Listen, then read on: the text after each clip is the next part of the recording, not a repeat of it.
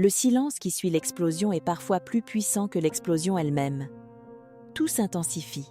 La pression monte, les muscles se contractent, les nerfs s'embrasent en rafales électriques. Le corps libère une force qui s'est construite dans l'ombre, lentement, parfois pendant des heures, parfois pendant des jours, parfois pendant des semaines. Puis, presque instantanément, la tempête s'effondre, le bruit disparaît, le mouvement s'arrête, le calme tombe. Mais ce silence n'est pas vide, il est vivant, il est biologique, il est transformation. Car ce qui se joue dans le corps masculin juste après l'éjaculation est l'un des basculements physiologiques les plus intenses que l'être humain puisse vivre. Et pourtant personne n'en parle vraiment. Et ce n'est que le début de ce que le corps révèle. À l'intérieur, ce n'est pas une fin. C'est un passage, une transition invisible, un changement d'état profond. Les secondes qui suivent l'éjaculation déclenchent une cascade de réactions coordonnées, silencieuses, millimétrées, comme un protocole biologique parfaitement programmé. Les hormones chutent brutalement. D'autres montent en flèche. Les circuits nerveux changent de canal. Les muscles pelviens se relâchent après une symphonie de contractions. Le cerveau est inondé de substances chimiques capables de modifier l'émotion, l'énergie, la perception et même le comportement. Certains systèmes s'éteignent, d'autres se rallument. Et pendant que tout semble terminé à l'extérieur, à l'intérieur, tout commence réellement. Mais ce n'était que la première transformation. Au microscope, ce moment est une réorganisation complète du corps. L'éjaculation donne l'illusion d'un point final, mais biologiquement, elle marque un point de bascule. Le corps passe d'un état de stimulation extrême à un état de récupération profonde. De la tension à la régulation, de l'activation maximale au repos programmé.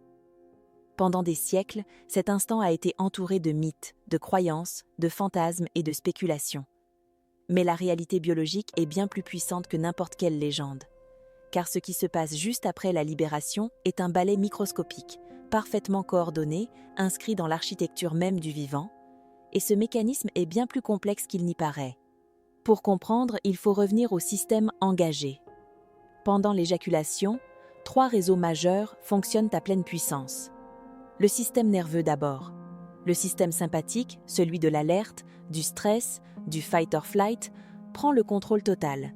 Il dirige les contractions, la pression, le rythme, la synchronisation des réflexes.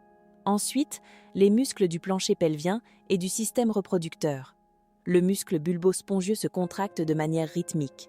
Le canal déférent se contracte. Les vésicules séminales se vident. La prostate pulse avec une précision mécanique. Chaque structure agit comme un engrenage parfaitement réglé. Enfin, le cerveau. Juste avant l'éjaculation, le cortex préfrontal, la zone du raisonnement, du contrôle, de la logique, commence à se désactiver. Les circuits primitifs prennent le relais. Le contrôle conscient disparaît. Le corps agit seul, et c'est là que tout bascule. Car dès que l'éjaculation se termine, ce système entier s'inverse brutalement. Le corps change de mode. Le système sympathique s'efface. Le système parasympathique prend le relais. Le mode repos et digestion s'active. Le corps quitte l'état d'alerte pour entrer dans l'état de récupération. C'est cette transition qui crée la sensation de relâchement, de calme, de paix, de retour au silence. Mais ce n'est pas qu'un changement nerveux, c'est aussi un choc chimique, un bouleversement hormonal, un effondrement de certaines substances, une montée d'autres. Un paysage chimique totalement nouveau s'installe dans le cerveau et le sang, et ce paysage transforme profondément l'esprit et le corps. La dopamine chute brutalement. Le neurotransmetteur du désir et de la récompense s'effondre. Le cerveau quitte l'état de recherche et d'excitation. La prolactine, elle, augmente immédiatement. Elle installe la satiété sexuelle, coupe l'élan, déclenche le repos, prépare la période réfractaire. L'oxytocine se diffuse dans l'organisme, créant un état de calme, de douceur, de proximité émotionnelle. Les endorphines se stabilisent le corps, apaisent les tensions, réduisent la douleur, installent la relaxation. L'adrénaline diminue, le rythme cardiaque ralentit, la respiration se calme. Le corps quitte la tempête chimique pour entrer dans l'équilibre, mais ce changement intérieur est encore plus profond qu'il n'y paraît. Sous la peau, dans les tissus, dans les nerfs, dans les organes, tout se réorganise.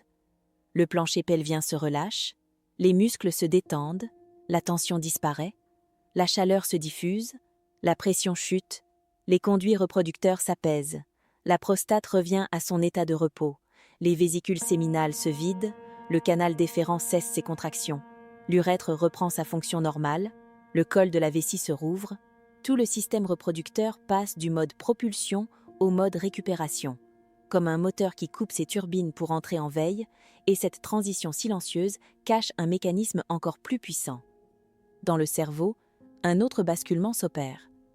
Le cortex préfrontal se réactive. La clarté mentale revient. La pensée se réorganise. La conscience s'élargit. Les circuits émotionnels s'activent différemment. L'oxytocine renforce la sensation de lien. La proximité devient plus intense. Le contact devient plus significatif. La respiration se synchronise naturellement. Le corps et l'esprit entrent dans un état de cohérence profonde. Ce n'est pas un hasard. Ce n'est pas psychologique. C'est biologique. C'est programmé. C'est inscrit dans la physiologie humaine. Et pourtant, ce mécanisme reste invisible pour la majorité des gens. Puis vient la phase la plus méconnue, la période réfractaire. Le cerveau devient temporairement moins réceptif aux stimuli sexuels. Les circuits de l'excitation se ferment. La prolactine bloque les voies de l'arousal. Le corps entre dans un état unique, récupération, intégration, stabilisation. Ce n'est pas une faiblesse. Ce n'est pas un défaut. C'est un mécanisme de protection, un reset biologique, un espace de retour à l'équilibre, un temps de régulation profonde. Le corps se réorganise, l'énergie se redistribue, les systèmes se recalibrent, la machine humaine se remet à l'état stable. Mais cette descente est aussi importante que la montée. Car l'après-éjaculation n'est pas un vide, c'est une phase active de restauration. Une descente contrôlée, une chute douce vers le calme. Le cœur ralentit, la respiration s'approfondit, les muscles se relâchent, le système nerveux s'apaise, le corps entre dans un état proche de ceux observés en méditation profonde ou en sommeil. Une paix biologique, une récupération programmée, un repos intelligent. Chaque cellule retrouve son rythme, chaque système retrouve sa place. Le corps quitte l'intensité pour entrer dans l'équilibre. Et cette bascule invisible façonne profondément le comportement humain. Parce que ce moment influence l'émotion, il influence l'énergie, il influence la motivation, il influence la relation à l'autre, il influence la perception du monde. Les hormones qui montent créent le lien, celles qui chutent créent le calme. Le système nerveux se rééquilibre, le cerveau reprend le contrôle, le corps retrouve sa stabilité. Ce n'est pas un simple « après ». C'est une phase biologique essentielle, un cycle, une loi interne, une architecture vivante, un rythme fondamental du corps humain, et ce cycle ne s'arrête jamais vraiment. Chaque éjaculation déclenche ce protocole. Chaque libération enclenche cette transition. Chaque climax est suivi d'une restauration. Chaque montée est suivie d'une descente. Chaque pic est suivi d'un retour. C'est un cycle ancien, profond, programmé, inscrit dans l'évolution, dans la biologie, dans la structure même du vivant. Et derrière chaque soupir, chaque silence, chaque relâchement, se cache un système parfaitement organisé, silencieux, précis, invisible, et ce mécanisme, aussi naturel soit-il, reste l'un des moins compris du corps humain. Et pendant que le monde voit une fin, le corps, lui, vit un commencement, une réinitialisation, une reconstruction, une transition, un retour à l'équilibre, un passage entre l'intensité et la sérénité, une loi biologique immuable. Car dans le corps humain, rien ne s'arrête vraiment. Tout se transforme, tout se réorganise, tout se recycle. Et ce moment, si bref, si silencieux, si intime, est l'un des plus puissants basculements physiologiques que l'être humain puisse traverser. Un passage invisible entre le chaos et l'ordre, entre l'excitation et la paix, entre la tension et l'harmonie. Un secret biologique inscrit dans la chair, qui continue d'agir bien après que le silence soit retombé. Le corps ne s'arrête pas après la libération. Il entre dans une autre phase, plus discrète, plus silencieuse, mais tout aussi puissante. Une phase que personne ne regarde, que personne ne filme, que personne ne décrit vraiment. Pourtant, sous la peau immobile, sous la respiration redevenue lente, sous le calme apparent, une activité invisible se déploie. Une réorganisation profonde, intime, précise, méthodique. Le corps ne se repose pas vraiment, il se reprogramme, il se rééquilibre, il se restructure, car chaque système qui s'est emballé doit maintenant revenir à sa place exacte. Et ce retour est une mécanique biologique d'une précision troublante. À l'intérieur, le système nerveux poursuit sa bascule. Les influx électriques ralentissent, les voies de l'excitation se ferment. Les circuits de l'hyperstimulation se désactivent. Les réseaux de repos prennent le contrôle. La respiration devient plus profonde. Le diaphragme se relâche. Le rythme cardiaque se stabilise, le tonus musculaire diminue. Le corps quitte l'état de tension globale pour entrer dans un état de cohérence interne. Ce n'est pas une simple détente, c'est une reprogrammation physiologique, un changement de mode, un passage d'un état de survie à un état de régulation.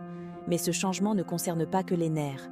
Dans le sang, le paysage chimique continue d'évoluer. Les concentrations hormonales se redistribuent. Les récepteurs neuronaux modifient leur sensibilité. Les messagers chimiques changent de priorité. La prolactine maintient la fermeture des circuits de l'excitation. L'oxytocine continue d'agir sur les centres émotionnels. Les endorphines stabilisent l'état corporel. Le système endocrinien orchestre une transition lente mais profonde. Une descente contrôlée, une stabilisation progressive, un retour à l'équilibre biologique, et ce processus silencieux transforme la perception elle-même. La perception du corps change. Le poids devient plus présent. La chaleur se diffuse. Les sensations deviennent plus lourdes, plus lentes, plus profondes. Le toucher est perçu différemment. La peau devient plus sensible. Le contact prend une autre signification.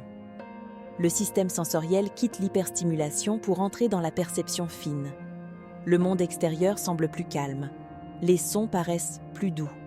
La lumière moins agressive. L'espace plus stable. Ce n'est pas psychologique, c'est neurobiologique. Les circuits sensoriels changent de mode de traitement. Le cerveau filtre différemment l'information, et cette modification sensorielle cache une autre transformation plus profonde encore.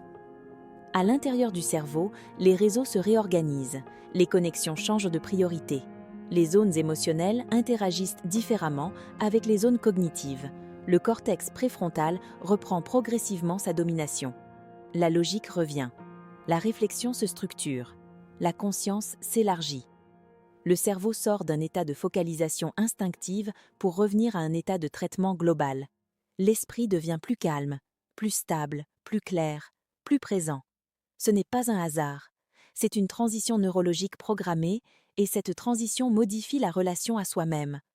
Le corps ne ressent plus le besoin de poursuivre. Il n'y a plus de tension vers l'action, plus de pulsion de mouvement, plus d'élan vers l'extérieur. L'énergie se replie, elle se redistribue, elle se stabilise. Le système nerveux parasympathique domine. Le corps entre dans un état de conservation, d'intégration, de récupération. Chaque organe retrouve son rythme basal. Chaque système retrouve son niveau de fonctionnement normal. Le corps quitte l'état exceptionnel pour revenir à l'état fondamental, et ce retour n'est pas passif. Car pendant ce calme apparent, le corps travaille. Les tissus se détendent, les vaisseaux se régulent, la circulation se rééquilibre, les muscles se relâchent en profondeur, le métabolisme se stabilise, les signaux internes se synchronisent. Le corps entre dans un état de cohérence physiologique globale, un état où les systèmes communiquent harmonieusement, un état d'équilibre interne, un état d'homéostasie profonde, et cette harmonie biologique a un impact direct sur l'émotion. Les émotions changent de texture, elles deviennent plus lentes, plus stables, moins impulsives, moins intenses. Le système limbique se calme, les réponses émotionnelles deviennent plus douces, l'oxytocine continue de renforcer les circuits de connexion. Le sentiment de proximité peut s'intensifier, le besoin de calme augmente, le désir d'agitation diminue, le corps cherche la stabilité, le cerveau cherche la cohérence, l'organisme cherche l'équilibre, et ce mouvement intérieur influence silencieusement le comportement. Le comportement humain change après ce basculement. Les réactions deviennent plus lentes, les décisions moins impulsives, les mouvements plus posés. La posture se modifie, la respiration s'approfondit, le tonus corporel diminue, le corps se met en mode économie, en mode repos, en mode récupération. Ce n'est pas un choix conscient, c'est une programmation biologique automatique, un protocole inscrit dans le système nerveux autonome, et ce protocole agit sans que l'individu en ait conscience. Même le temps est perçu différemment. Le rythme interne ralentit, la sensation de vitesse diminue. Le monde semble plus lent, plus stable, plus calme. L'organisme n'est plus en projection, il est en intégration. Il n'est plus en stimulation, il est en stabilisation. Il n'est plus en tension, il est en retour à l'équilibre. Cette phase est une phase de transition silencieuse entre deux états fondamentaux du corps humain. Et cette transition est l'une des plus anciennes de l'évolution. Car ce mécanisme n'est pas culturel, il n'est pas social, il n'est pas appris. Il est biologique, il est inscrit dans la structure du système nerveux, dans l'architecture hormonale, dans la physiologie des organes, dans l'organisation des circuits cérébraux. Il existe chez l'être humain comme chez d'autres espèces. C'est un schéma universel du vivant, un cycle naturel, un rythme fondamental, une alternance entre activation et récupération, et ce cycle ne dépend ni de la volonté ni de la conscience. Le corps suit sa loi interne, une loi de montée, une loi de chute, une loi de tension, une loi de relâchement, une loi d'excitation, une loi de repos, une loi d'activation, une loi de récupération. Chaque pic est suivi d'une descente, chaque montée est suivie d'un retour, chaque activation est suivie d'une régulation. C'est l'équilibre dynamique du vivant. Et ce principe gouverne tout le fonctionnement du corps humain. Et pendant que l'extérieur voit un corps immobile, à l'intérieur, tout se réorganise. Les systèmes communiquent, les signaux circulent, les équilibres se reconstruisent, les réseaux se recalibrent. Le corps retrouve son état stable, son point neutre, son équilibre interne. Ce moment n'est pas un vide, ce n'est pas un après. C'est une phase active, une phase biologique essentielle, une phase de régulation profonde, et ce processus continue bien au-delà de ce que l'on perçoit, car la transition ne se termine pas en quelques secondes. Elle s'étend, elle se prolonge, elle s'installe. Le corps entre dans une phase prolongée de stabilisation. La période réfractaire s'ancre. Les circuits de l'excitation restent fermés. Le système nerveux maintient l'état de repos. Le cerveau protège l'équilibre interne. Le corps maintient la récupération. Tout l'organisme travaille à préserver la stabilité. Et cette protection biologique est l'un des mécanismes les plus puissants du corps humain. Ce n'est pas une faiblesse. Ce n'est pas une limite. Ce n'est pas une perte. C'est une stratégie biologique, un système de sécurité, un mécanisme de régulation, un protocole de protection interne. Le corps se protège contre la surstimulation. Il se protège contre l'épuisement. Il se protège contre le déséquilibre. Il se protège contre l'hyperactivation. Il se protège lui-même. Et cette intelligence biologique agit en permanence. Ainsi, dans ce silence, dans cette immobilité, dans ce calme apparent, se cache un travail colossal, invisible, silencieux, profond, un travail de restauration, de rééquilibrage, de régulation, de stabilisation. Le corps ne s'éteint pas. Il se reconstruit. Il ne s'arrête pas. Il se réorganise. Il ne s'endort pas. Il se réaligne. Il ne termine pas. Il transitionne. Et ce processus silencieux prépare déjà la suite du cycle. Car dans la biologie humaine, rien n'est figé. Tout est mouvement, tout est alternance, tout est cycle, tout est transformation.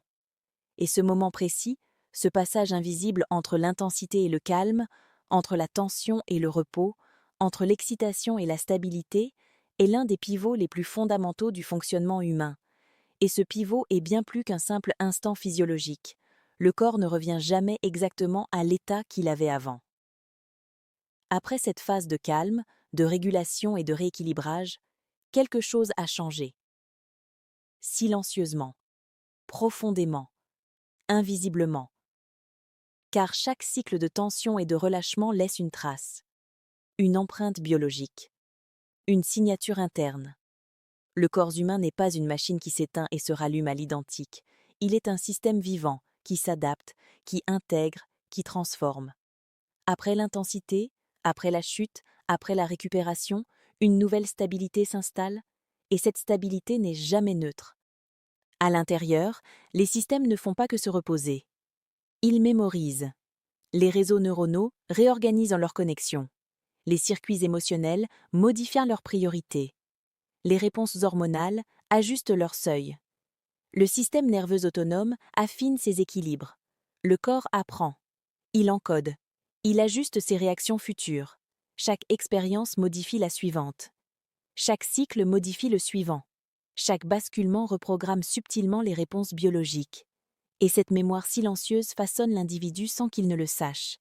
La biologie ne fonctionne jamais en instantané pur. Elle fonctionne en continuité, en adaptation, en intégration. Les hormones qui ont circulé ont laissé des traces dans les récepteurs. Les neurotransmetteurs ont modifié la sensibilité des synapses. Les circuits nerveux ont ajusté leur réactivité. Le système endocrinien a recalibré ses seuils. Le corps ne revient pas en arrière. Il avance. Il s'ajuste. Il se transforme. Et cette transformation est permanente. Même le cerveau change. Les connexions neuronales se réorganisent. Les priorités émotionnelles se déplacent. Les circuits de récompense se modulent. Les voies de l'excitation se recalibrent. Les réseaux de régulation se renforcent. La neuroplasticité agit. Silencieusement. Lentement. Profondément. Le cerveau humain est un organe en perpétuelle adaptation, et chaque cycle biologique participe à cette transformation. Le corps, lui aussi, s'adapte. Les systèmes de récupération deviennent plus efficaces. Les mécanismes de régulation s'affinent. Les transitions deviennent plus fluides. Les réponses deviennent plus précises. Le vivant optimise ses propres équilibres. Il ajuste ses rythmes internes. Il harmonise ses systèmes. Il affine ses cycles. Et ce processus est inscrit dans l'évolution elle-même. Car ce mécanisme n'est pas individuel. Il est évolutif. Il appartient à l'histoire du vivant, à la logique de la reproduction, à l'architecture biologique des espèces, à la structure du système nerveux des mammifères. Ce cycle activation, libération, récupération, stabilisation est un schéma fondamental de la vie, une loi biologique universelle, un principe de fonctionnement du vivant.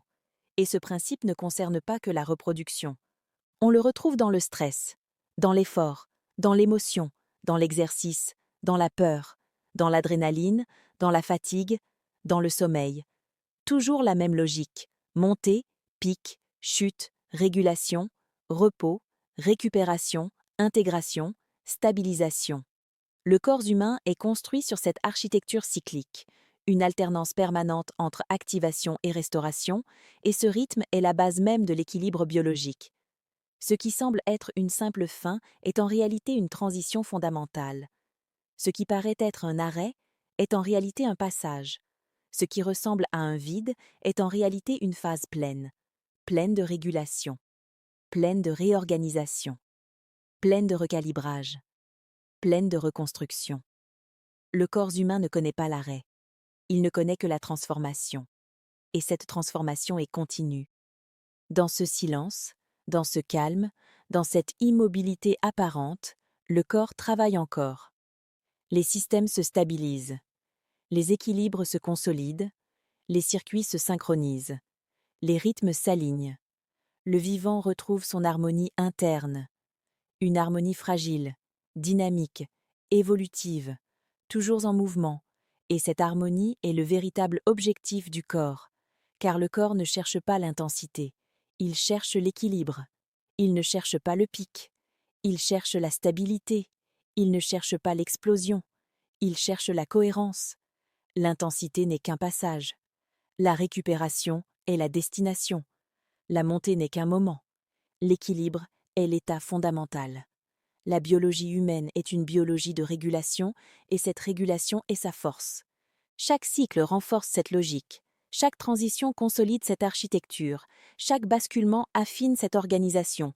Le corps devient plus précis, plus stable, plus efficace, plus cohérent, plus régulé.